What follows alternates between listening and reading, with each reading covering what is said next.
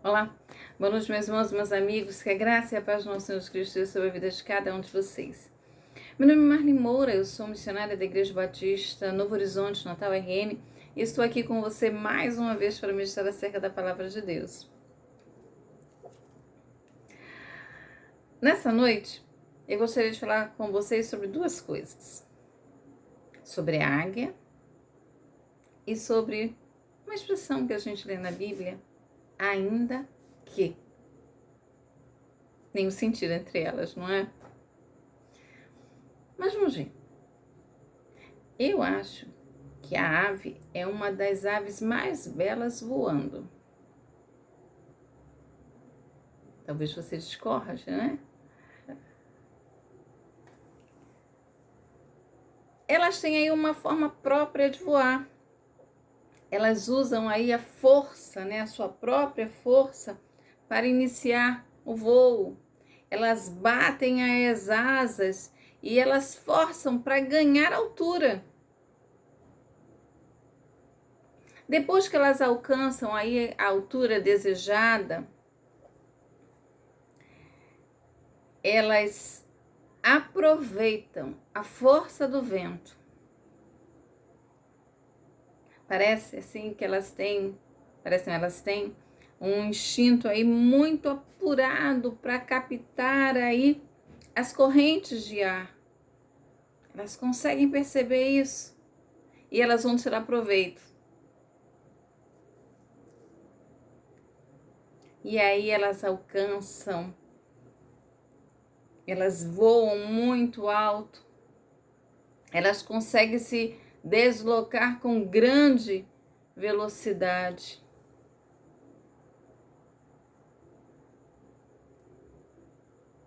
Por outro lado, se você observar aí outras aves, né, como a galinha, às vezes quando acontece alguma coisa, algum perigo, né, elas se põem a correr, elas batem as asas, elas fazem muita zoada, muito barulho, mas só conseguem voar alguns metros.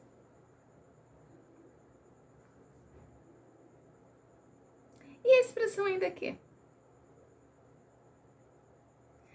Você já percebeu? Eu creio que sim, né? Várias vezes aí, né, quando você está lendo a Bíblia, você encontra ainda que. Se você não se recorda, eu vou chamar a sua atenção agora para o Salmo 23.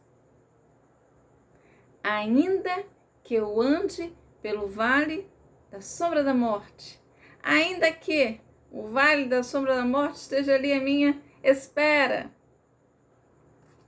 O Salmo 46, ele vai dizer: Deus é o nosso refúgio e fortaleza, socorro bem presente na angústia, pelo que não temeremos, ainda que a terra se transtorne e os montes se abalem no seio dos mares, ainda que as águas tumultuem e espumejem, e na sua fúria os montes se estremeçam.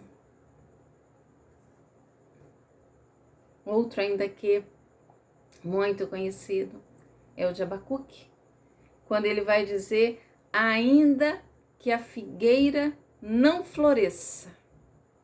Todas as vezes que a gente encontra aí, né, essa ênfase no ainda que, o que se segue não é uma coisa muito tranquila.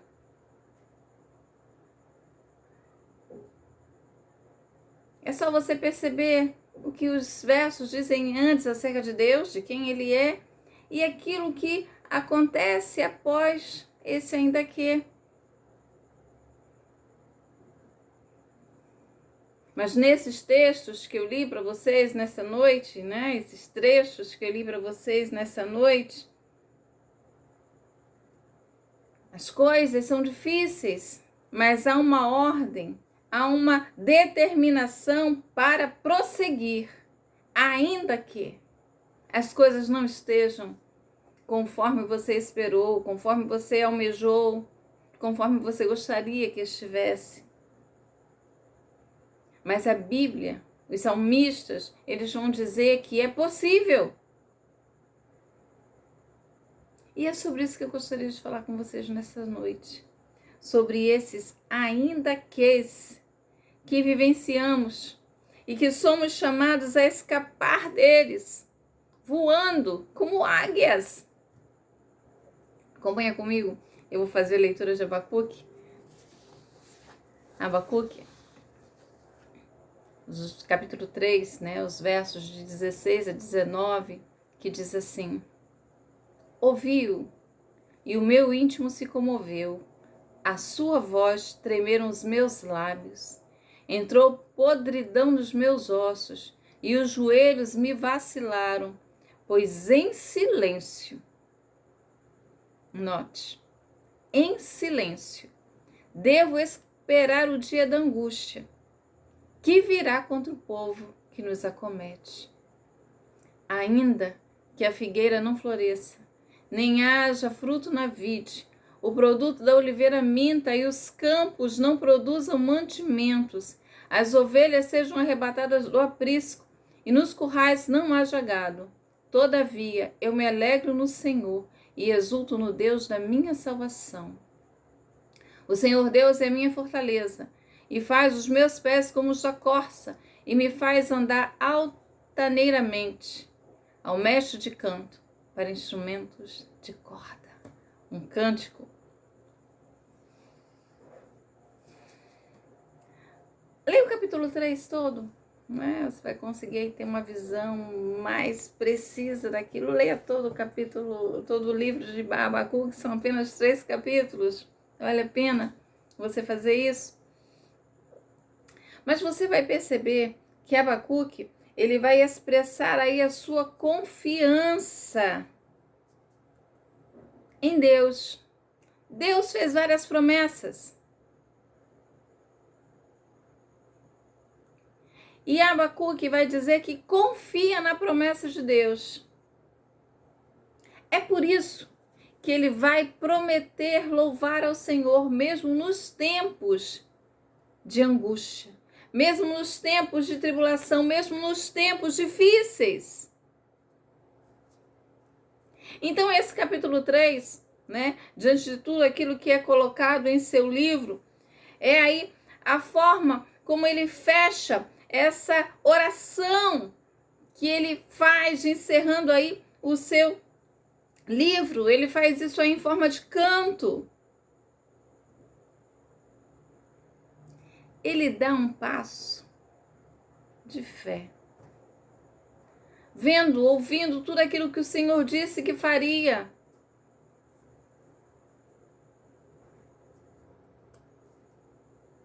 Abacuque, então, para nós aqui, é um símbolo de justos fiéis.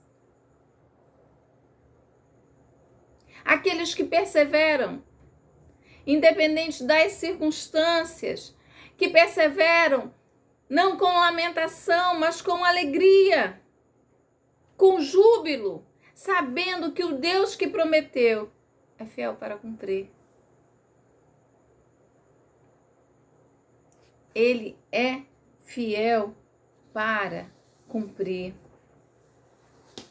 E aí, os versos, né, que antecedem o texto que nós lemos, você vai ver que ele começa o texto, né, invocando o Senhor. Ele diz: olha, eu ouvi aí as suas palavras e tremi diante dela. Depois ele vai descrever aí a teofania divina, né? Você vai perceber aí que ele vai fazer isso, ele vai mostrar aí uma vitória e ele acompanha essa vitória aí com 3 movimentos, né? Você consegue perceber pela leitura do texto, né? Ele vai falar aí de uma forma poética, né? Ele vai mostrar aí os efeitos da natureza com a vinda do Senhor, vindo aí pelo Sinai, né? Deus veio aí de Temã. Então, ele começa mostrando aí essa vitória, essa vinda do Senhor, né? Que vai aí medindo terra, separando nações. Depois, a gente vê aí que ele vai se aproximar como, né, a figura aí de um guerreiro, um guerreiro invencível.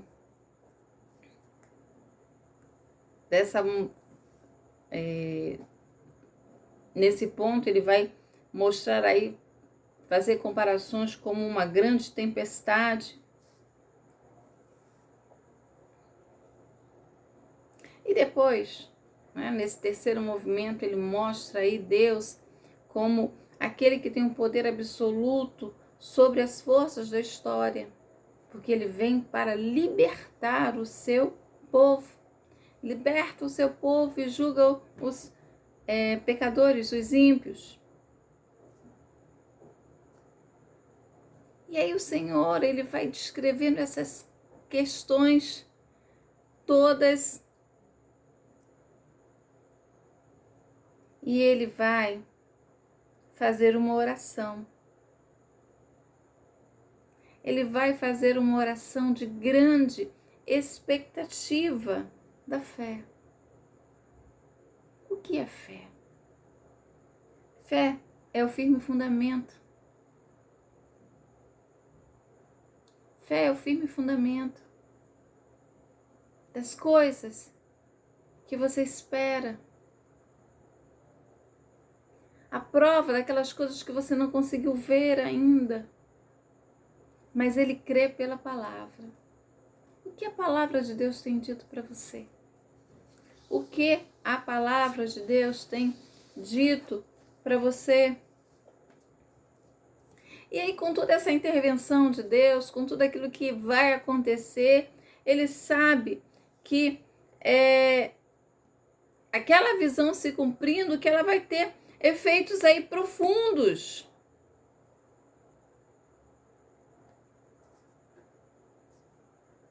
É por isso que ele treme. Os lábios dele tremem. O íntimo dele se comove.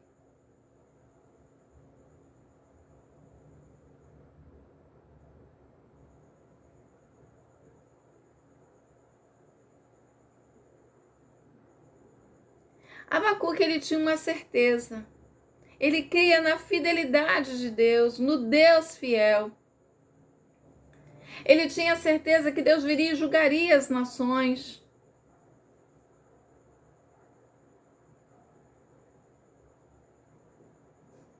E é por isso que ele vai fazer uma declaração. A declaração que ele faz, ele não faz que crer em Deus sendo um Deus fiel, porque o seu povo já está na bonança. Ele não diz que vai crer nas promessas de Deus, porque elas já se cumpriram.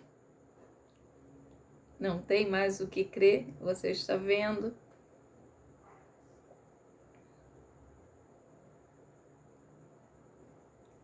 Ele vai dizer que a fé permaneceria mesmo diante da calamidade. Ele vai dizer que mesmo que num tempo futuro as condições mais adversas batessem, caíssem sobre o seu povo. E aí ele vai dizer calamidades na agricultura, calamidades na pecuária, ainda que o povo passasse pela fome, pela pobreza,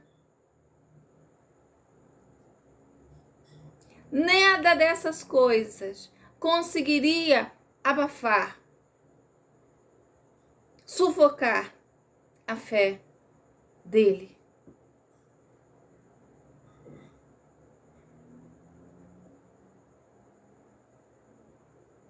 A figueira poderia não florescer. A videira poderia mentir, não dar o fruto. A oliveira poderia mentir, não dar o fruto. Os campos trabalhados poderiam se recusar a produzir o alimento. Sem ovelhas, sem gado. Ele vai dizer que independente das circunstâncias, ele conseguiria viver e viver com a fé no Senhor. Sabe o que você está sendo desafiado nesta noite? Sabe para que você está sendo chamado nessa noite?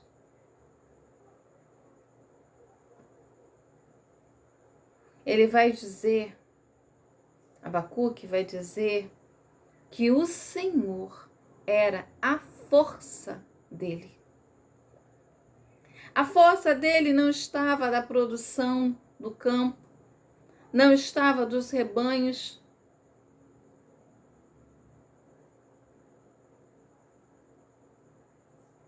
A força dele estava no Senhor. E é por isso que mesmo diante da adversidade, ele conseguiria caminhar de forma altaneira. É como se ele estivesse andando sobre as alturas.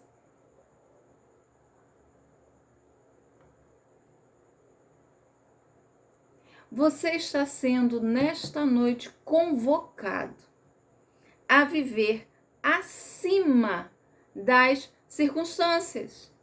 Descreva para mim agora quais são as circunstâncias que você está vivendo. Se você olhar para o lado, para o seu lado esquerdo, para o seu lado direito, se você olhar à frente, para trás, o que você pode descrever? Que tipo de situação você está vivendo? Você está sendo convocado a viver acima dessas circunstâncias. E por quê? Porque você não pode esperar que as coisas mudem para que você louve o Senhor. Você não pode esperar que as coisas mudem para você realizar o seu ministério, para você desenvolver a sua vocação, para você andar nessa caminhada de fé com Deus. Não espere que as coisas mudem para que você viva em paz. E se o cenário não mudar, o seu coração vai viver em guerra. Viva em paz. Irmã Marli, você diz isso porque não sabe como eu estou vivendo. Como você vai fazer isso? Eu falei da águia, não falei no início? Você sabe o que a águia faz diante de uma tempestade? Você acha que ela procura em um lugar que ela consiga se abrigar ou ficar aqui parado, né? Aqui embaixo, esperando que essa tempestade passe? A águia não procura abrigo. Sabe o que ela faz? Ela abre as suas asas. E ela enfrenta as tempestades.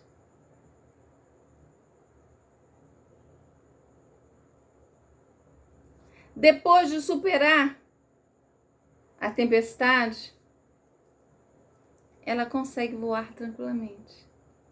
Ela sabe que aquela tempestade, que aquelas nuvens escuras, ela tem aí uma extensão. E ela sabe que se ela voar, se ela subir, ela consegue atravessar. Se ela olha de longe à vista, ela já sobe. Porque ela sabe que acima das tempestades o sol brilha. A tempestade não acontece acima do sol. Ela acontece abaixo dele.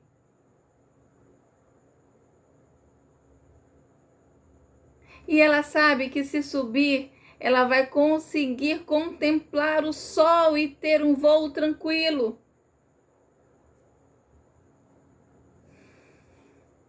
Mas o que nós fazemos quando a tempestade vem, quando as dificuldades vêm, quando tudo falta, quando os problemas acontecem? Nós nos escondemos. Nós blasfemamos, nós murmuramos.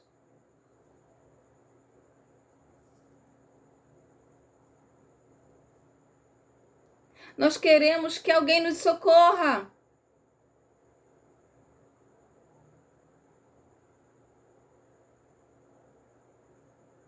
Mas há um socorro. Já há um socorro que já foi direcionado para você. O que falta então? Que você consiga viver pela fé.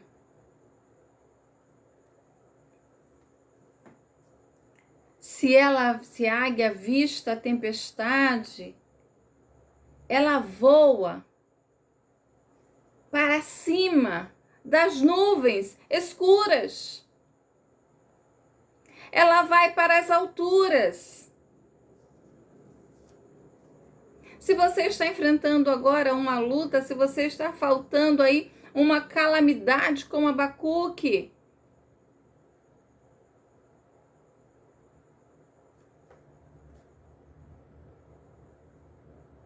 não será a última.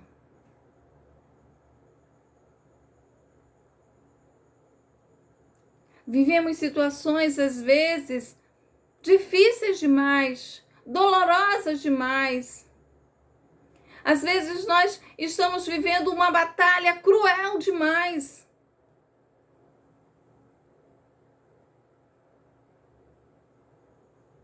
Mas há refúgio e refrigério para você. O problema é que no momento da dificuldade nós focamos apenas nela e esquecemos que somos chamados para viver por fé, pela fé. Somos chamados a desfrutar da palavra e a viver na palavra, confiando que o Senhor não muda.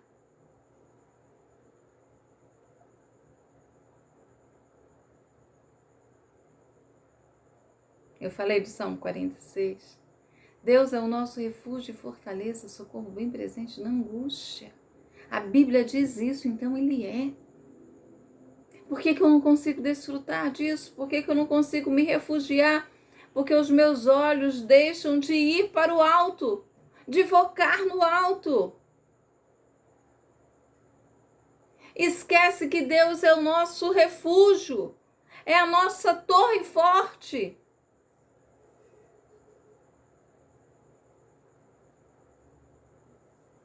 Que Ele é o nosso lugar seguro.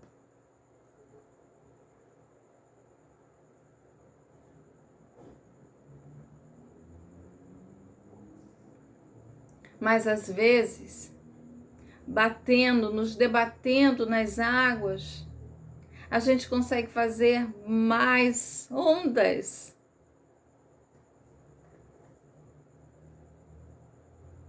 Às vezes, as crises são causadas pelas nossas próprias vidas. Quando não observamos, quando não escutamos a voz de Deus. As crises pelas quais passamos, às vezes não tem nada a ver conosco. São calamidades que nos assaltam. Mas às vezes é a nossa própria inclinação quando não ouvimos a voz de Deus. Ou quando ouvimos a voz de Deus, mas nos rebelamos contra ela, como fez Jonas. E olha, que quando isso ocorre, quando nós nos rebelamos, as consequências vêm para as nossas vidas. E muitas vezes, para quem está ao nosso redor também.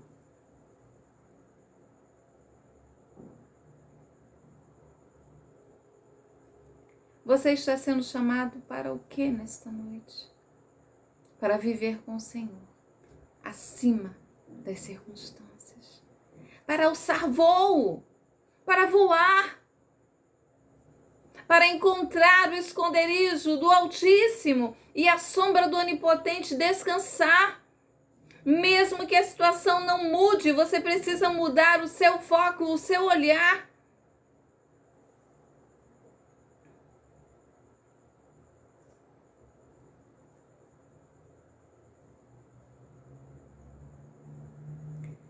Deus falou lá em Jeremias capítulo 29, verso 11, o seguinte: Eu é que sei os pensamentos que tenho a vosso respeito, diz o Senhor, pensamentos de paz e não de mal, para vos dar o fim que desejais. Quando o Senhor falou isso, a situação estava na mesma.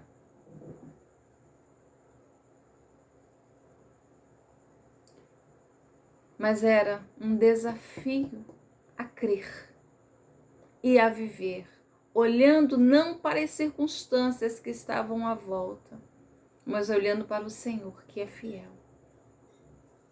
Para andar pela fé e viver pela fé, crendo em Deus e na sua promessa. Viva! Viva acima das circunstâncias. Viva olhando para o alto. Escolha viver pela fé e não por aquilo que você vê. Um grande abraço. Que Deus abençoe a sua vida e até a próxima.